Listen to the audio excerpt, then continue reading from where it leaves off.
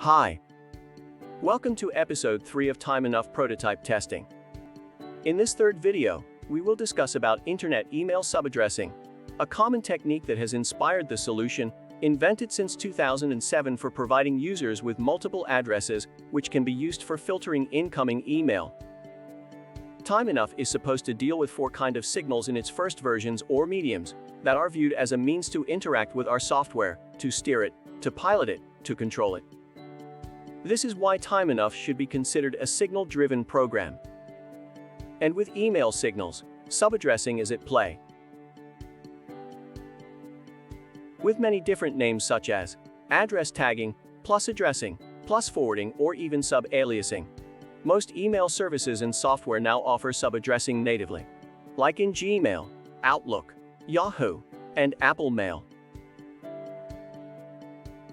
While going to timeNough website and the prototype demo number 1, let's define it.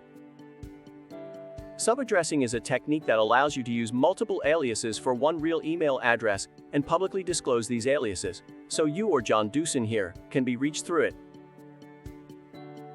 Then you can go to the top right blue button called Compose, just click on it, and a new email form will be displayed to you.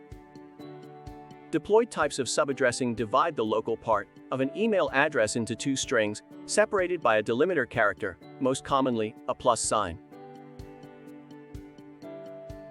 For instance, username at company.com could be a real email account.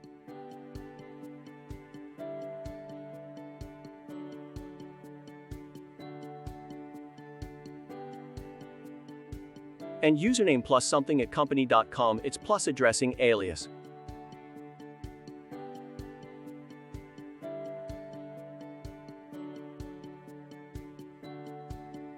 It is not widely known or used, but it can be very helpful in some situations.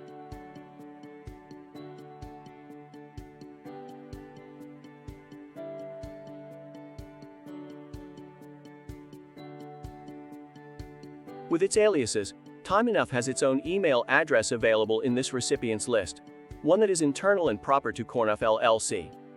B plus something at cornough.com. Same pattern as John's colleagues.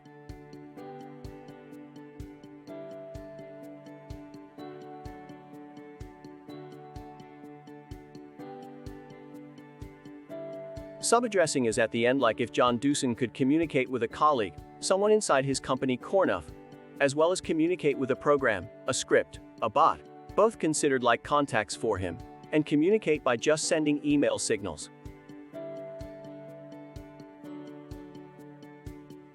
We developed 7 aliases and different ways to interact with the same piece of code, by email or by SMS in the beginning.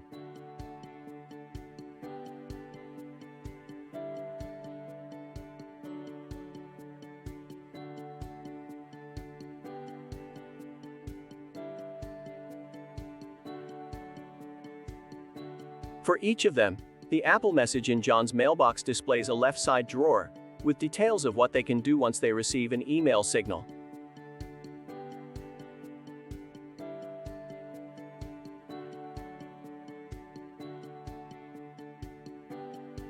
You can also download their VCFV card file, so you can add them to a contact list or an app to manage your contacts on your smartphone.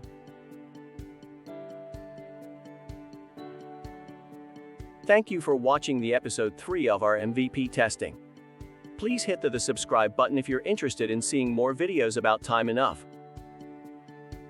The next video in the suite is a tutorial. The first one, helping you to perform complete tests about the prototype's primary bot, the time logger.